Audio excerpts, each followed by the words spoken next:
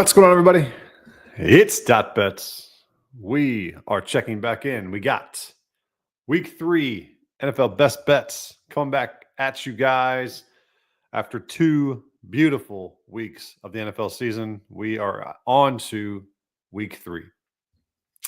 Week 1, we cashed, I think, 3 parlays up very, very nicely. Last week, we had multiple chances to cash multiple. We did have a nice 4-leg wide receiver touchdown banger that hit for the Discord. And so we are ready to get after it week 3. We've had one bad beat so far on Thursday Night Football. We needed one more yard from Tyreek, one more yard from Jalen Waddle to cash us out for $1,200. And then last night we were sweating out the Florida game. Shout out to Panda in our Discord. Absolutely dominated him. He had Miami minus 5.5.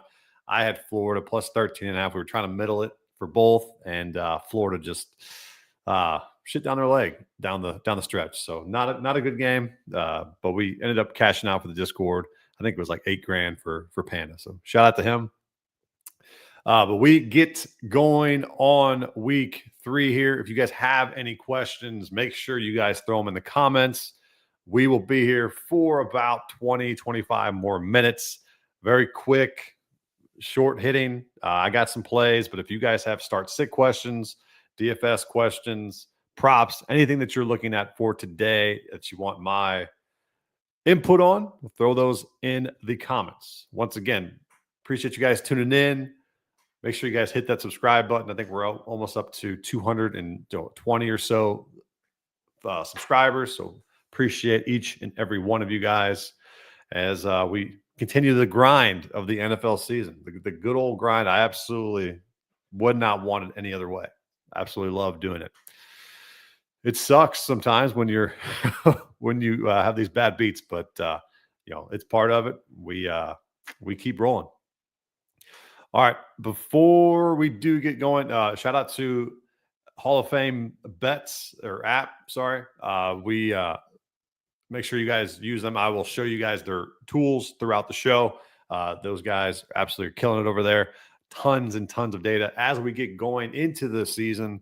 Weeks 1 and 2, you start to realize who teams are, what trends we got. A lot more data behind the picks as you continue to go. And Hall of Fame bets or Hall of Fame app is huge for that. They have tons and tons of data, spreads, money lines, player props, any different angles that you could want. So make sure you guys use the code DotBets and sign up there. All right, let's get into it. If we got any additional questions, throw them in the comments. First play up, we got the damn Jets. We're going to go with the Jets, unfortunately. But it makes a lot of sense here. I know people are going to be freaking out because Justin Fields is out with concussion. Tyrod's had all week to practice. Was no surprise here. A little bit of an upgrade to the passing game with Tyrod. So if you got Garrett Wilson, throw him in your fantasy lineups. And one sneaky play that I like today, look out for Mason Taylor. If you want to throw him in, a long shot touchdown parlay, just feel like he's going to have a little bit more to do today with Tyrod behind or as the quarterback. But ultimately, this comes down to, I know the Bucs playing at home. I do think the Bucs absolutely win this game. I have another prop. I have 2 more props from this game off of the Buccaneers side. But I just ultimately think with the offensive line issues for the Buccaneers, it'll be tough for them to essentially cover this number. Laying 6.5, 7 points at home. Jets defense is very stout. I will say that, very stout. But their front 7 should be able to get to Baker, which we'll go into one of my other props later on in the game. But ultimately, think the Jets keep this game close, but the Bucs to end up winning. But yeah, offensive line, I think they had to switch it around last game against Houston in the game, in game. So it's always a little bit trickier to do that. But when you have weeks to practice, it has a little bit more effect to it. But I ultimately think with the Jets, a little bit bump here with Tyrod Taylor. And because if you watch Tyrod Taylor before, he can ball. He can ball out and he can throw the football. So opens it up for the Jets. Look for Brees to have a good game. Look for Wilson to have a good game. So I also like that angle there as well. What up, Kyle? We got a comment here. Cup, Chubb, or Marv? I'm assuming Marvin Mims in full point. Or is that Marvin Harrison? Let me know. Cup, Chubb, or Marv. I'm assuming this is a flex play. And if JSN was out, I would have said Cup. But I do like Cup if you're playing high-risk DFS today. I think he's got like 7 to 9 targets in a couple games. So so it is Harrison. So Marvin Harrison, Chubb. Okay, I'm leaning Marvin Harrison here for sure. Chubb just scares the living heck out of me. I know he got a touchdown last game, but it was on a defensive play where the Bucs were letting him score to get the ball back. So ultimately, he got bottled up. I see Woody Marks getting more snaps there. So Chubb, I think he's just trending downwards. I know it was a good play. If you picked him up in fantasy leagues, you wanted him for the early weeks.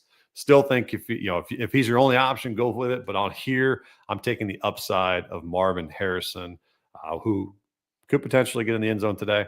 I think that 49ers Cardinals game will be a little bit more high scoring than people are giving it credit for. So yeah, lean Marvin Harrison here.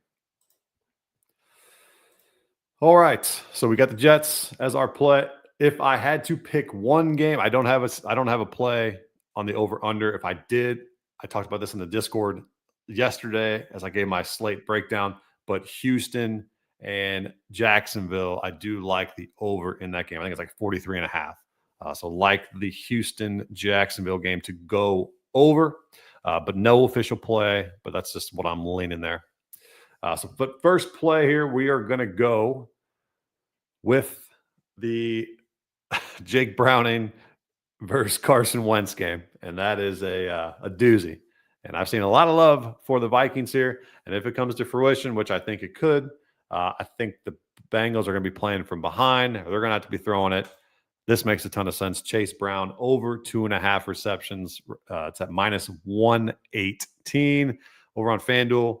It just varies at different books. Let me pull up the HO Hall of Fame bets here. As you can see, their platform, one of a kind here with tons and tons of data. I have the receptions pulled up for 3+ receptions. He has not even got that this year, which is surprising to me. As you can see from all of last year, he got a ton. Reason why I like it in this game, as you can scroll down with the defenses here, you can see all of their different components here against the Minnesota's defense. Plus up here, so middle of the pack receiving yards against the running back position. But ultimately, this comes down to game script. I think Browning is going to throw the ball a little bit more. I do like Chase Brown to score in this game. His odds have gone maybe from like 160-ish down to -110-ish, -120-ish. So I do like him to score, but I also like him through the air. I've seen a lot of love for his receiving yards too, because right now I think it is like 16 or 18, one of those lines. He's at 8 and 18. So I think it's just one of those correction spots here for the Bengals as they're going to utilize Chase Brown out of the backfield a little bit more, maybe get the ball out of Jake Browning's hands a little bit quicker, get him in a rhythm and go from there. But you saw Browning came in last week and threw the ball 32 times. Granted, that was a wild game of the Jaguars and he had to, but a little bit more methodical game plan here to get Chase Brown in and out of the game early. So Chase Brown, 3 receptions. I think we should be able to get there today.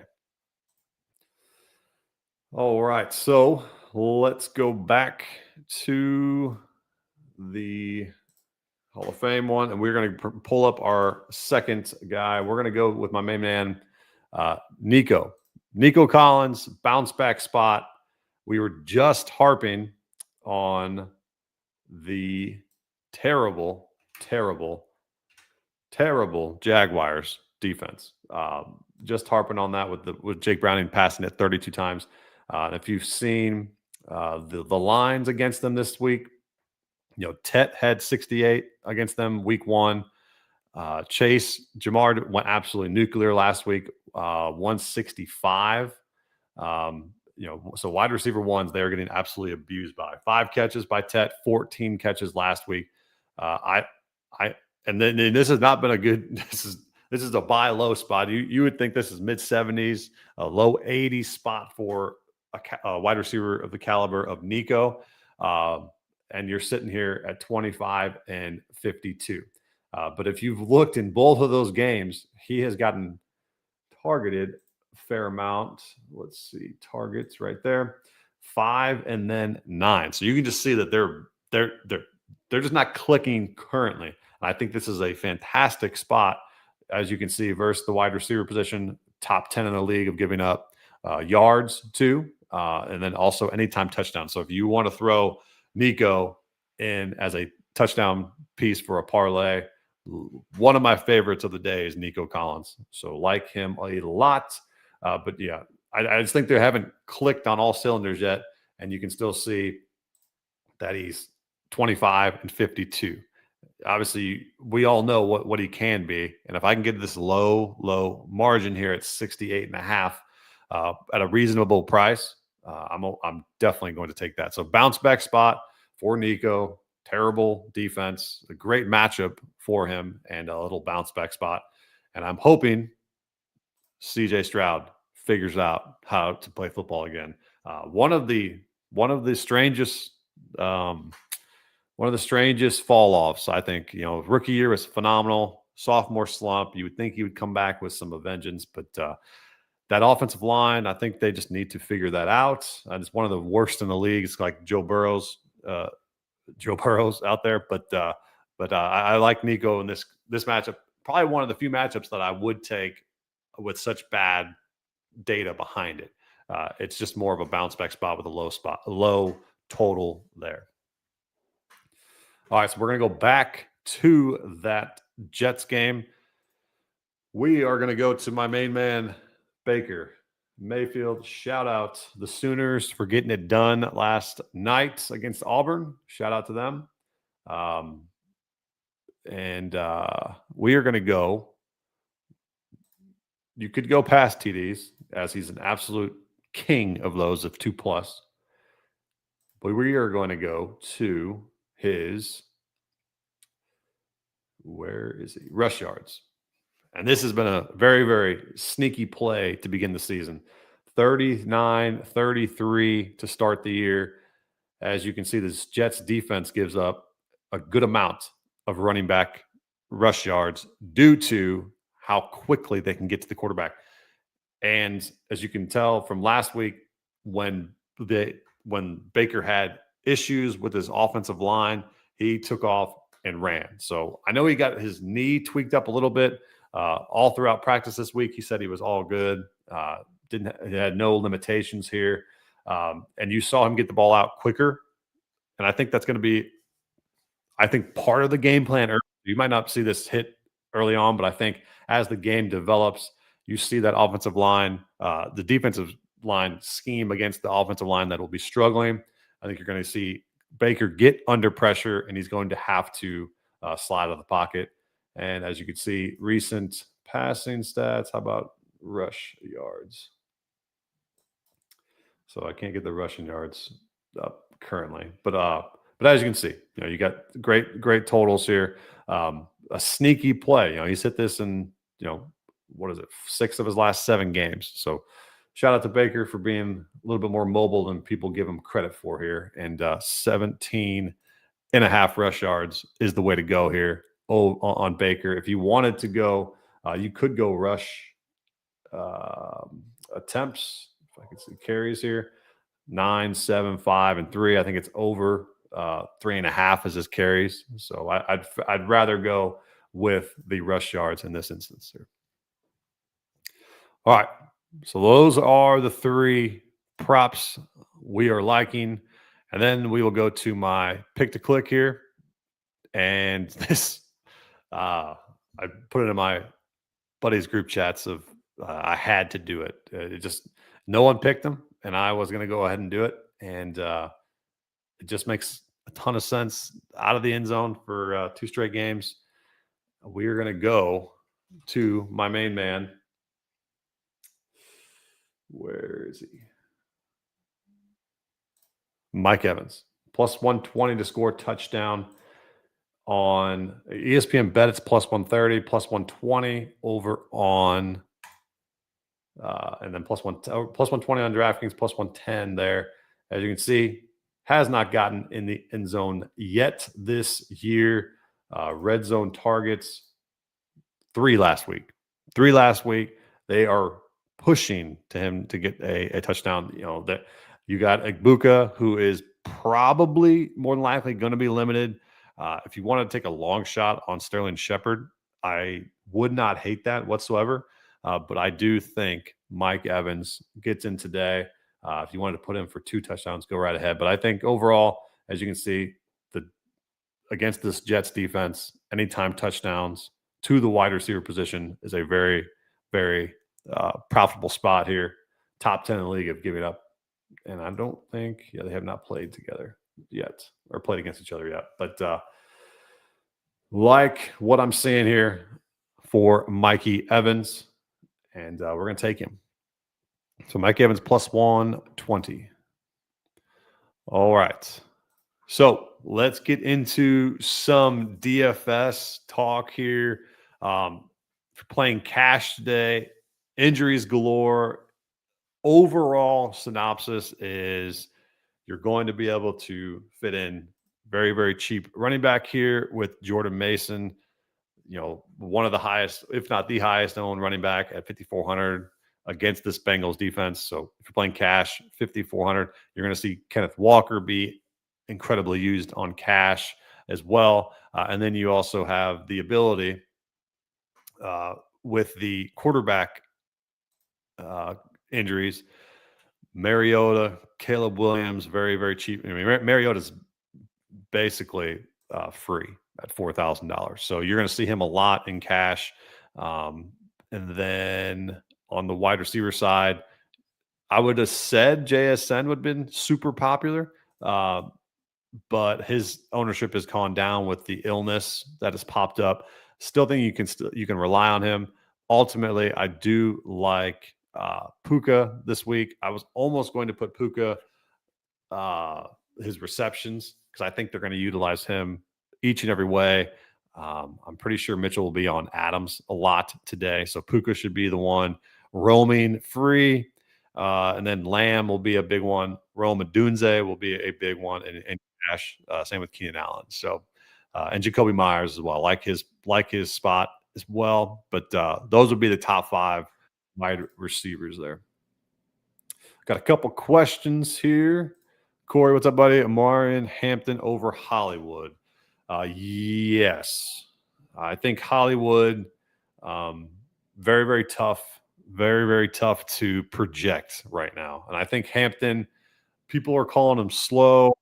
I think his usage is fine. I think he's just getting his feet wet. And in that game environment, I know the Broncos, have this great defense, but you saw Jonathan Taylor and the Colts run right over him. Maybe the Colts are Super Bowl bound, but I highly doubt it. But I think Hampton over Hollywood in full PPR in that flex spot, I think would be nice. So lean Hampton there.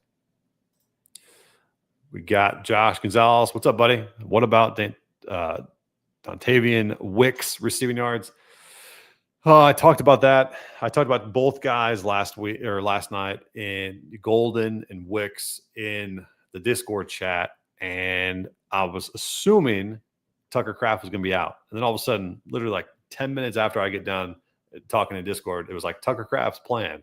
So I'm kind of in wait and see mode. I don't know if I'd ultimately play Wicks receiving yards. I know Reed is still out. You got to remember the Packers are a run first team, but I did mention to the Discord that this Browns team at home is always tough to run on. So if you air it out to Jordan, or if you make Jordan Love air it out, I could definitely see Golden and Wicks do well here. That was on the basis that Tucker Kraft was going to be out, and then all that usage went somewhere else. And maybe he's more of a decoy. So, you could always play that angle. I'm more than likely am off of them. If I took anything, I might take Golden to score a touchdown, if anything. But otherwise, 8.5-point spread, just tough to trust a team that wants to actually run the ball, but then spreads it out tremendously. I know Wicks got targeted very early and often last week. It's just a tough call. So ultimately, if it gets to that scenario, if Tucker Kraft was out, 100% I would have played that. It probably would have been that I recommended here. And I did talk about that last night in the Discord, but we're definitely. I think I'm just going to shy away on that one. If you want to go right ahead, I would probably pick Wicks over Golden yardage wise, but tough spot here, especially with Tucker Kraft in for the Packers today. All right, any other questions? Let me know. I'll be here for another couple minutes or so. Tight ends today for DFS, kind of all over the place. Fergie is going to be very, very popular. Tyler Warren continues to be very popular. I think both of those are probably my favorite two. Paying up for McBride or Bowers has not been the winning strategy so far. It's been punting. So I think I'm still going to stay away from McBride and Bowers unless I'm playing like in the Millie or something like that. I think I want to just be a little bit different from the field. But ultimately, Juwan Johnson, Fergie, and Warren are probably my three favorite. My long shot to do well, super, super long shot would be Mason Taylor, who I talked about earlier. But then I think Kyle Pitts has a surprisingly solid game today. Watch out for him to get in the end zone. But other than that, I think if you wanted to go a high risk strategy with the cheap pieces of running backs and quarterbacks, you just flip it. Zig when they zag, go an expensive quarterback instead of Mariota and Mason, because you're going to see a lot of Mariotas and Mason lineups. Maybe go up to a Dak and then go up to a CMC or go up to a Bijan Robinson, who a little bit different. You would think Bijan's ownership would be through the roof with his superb matchup against the Carolina Panthers, but he's coming in right now as like the fourth or fifth most owned. He usually should be the top guy. So I think you should play Bijan, Jacobs. I think Bucky Irving's a very sneaky way. Jaylen Warren should end up more highly owned than you think because they've been talking him up. But my ultimate dark horse today, on running back position for DFS. I have a couple plays for him in the Discord already. Is Ashton Genty. So you saw him speak out after his game 2 and basically said, "Why are you drafting me if you're not going to utilize me?" And then you've seen Pete Carroll say repeatedly, it's early in the season. He will get his feet wet. He will definitely be a big part of the offense. So you saw him get 19 carries in week 1. 11 last week against the Chargers. I think ultimately it was just the matchup. I think the Chargers, and that game was super sloppy. The Chargers are very good defensively. And you go back to the Commanders here, who surprisingly enough, here, let me bring this up real quick. So the Chargers, the Washington defense, gave up 84 rush yards and a touchdown to Josh Jacobs last week. 23 rush attempts, and the week before you had Tyron, Tracy and Scatabo that had a couple here. But I ultimately think he's more of a dark horse here, and that's why I like him in DFS for and some prop plays here. Is Ashton Genty at 6,700. It's a spot where no one is going to get price wise. Everyone's going to be super high. super low with Mason or go up to Bijan or go up to CMC. So this right in the middle where no one's going to play Ashton Genty. And if he pops off for 2 touchdowns, 100 yards, a touchdown, you could see yourself going up those boards significantly. So Genty would be one of them. And the other guy would be right in that same price range, a little bit cheaper, would be Breece Hall at $6K. I do have a couple plays with Breece Hall in there. I think Tyrod is a different is a better angle there for Tyrod there, but or for Breece Hall with Tyrod behind the center. As you know, he's still going to be able to run, but I still think through the air, Breece Hall could be targeted a little bit more. So I like those two to be a little bit more sneaky running back plays at the for DFS or for some parlay pieces as well, and then some good low owned wide receiver pieces.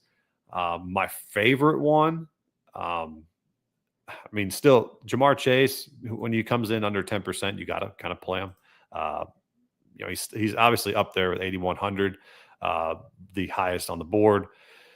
But he's coming in sub 10%, which is always nice to see. And then Michael Pittman in a good spot there. You just saw Adams and Puka absolutely go off against this Titans defense. He's coming in at sub 5%. George Pickens today getting absolutely no love from, you know, everyone's going to CeeDee Lamb or not. So I like Pickens to score. He'll be in a couple touchdown parlays for me as well. Another guy that I like. So Nico, obviously I talked about him. He's coming in at 6%. And we do have a question here about JSN. So JSN, if you're playing him, obviously you're playing him in fantasy season long. No doubt about that. He's one of the best in the league at that. But he came down with that illness. I think his ownership will come down a little bit in DFS, as currently he's at 21%. I think people will come off of him a little bit. It's basically on him as his pricing because he's 6,500. He should be up in the sevens, mid to low sevens, and it's just a misprice there. So I still think his ownership is going to be warranted there. And I got no problem still playing JSN, but ultimately just not one of my favorite plays of the day. But I mean, ultimately, if you want to play him, I'm good with that. A couple other long shot DFS guys. Sutton at 5%, little bounce back spot for him. And then there's one other one that I wanted to mention. Was it Ricky? Oh, here, Debo. So it's 7%. I know Mariota is the quarterback, but I still think he's serviceable. I think Debo, you'll see him be used quite a bit, and that Raiders Commanders game is just not being talked about as enough as it should be. So I like Debo being used in the backfield, as obviously they just lost Eckler. They lost Eckler and Jaden Daniels. Going to be very, very, and somehow they're favored. That's another weird game that I'm just completely off of all in general. It's one of those lines that just don't make too much sense to me. But ultimately, you have Mariota, who's been, he's serviceable. He's been a starting quarterback in this league. You also have the narrative of him playing against Chip Kelly as coach at Oregon as the offensive coordinator for the Raiders. So a little bit extra motivation, wants to show out. You can always find those different types of narratives for him. So I don't mind Debo here at sub 10%. He's coming in like 6 or 7%. All right, enough rambling from me. Let's recap real quick. We got the Jets. We got Chase Brown over 2.5 receptions. Nico 68.5 receiving yards. Baker over 17.5 rush yards, and then Mikey Evans plus 120 to score a touchdown. If we sweep, I'll do some type of giveaway. But shout out to everybody that showed up here today. If you guys left a comment, appreciate you guys. We'll be same time next week, 10 a.m. for week 4 on the dot. Best bets. Appreciate you guys all tuning in. Everybody, good luck on your tickets. Let's cash. See you guys.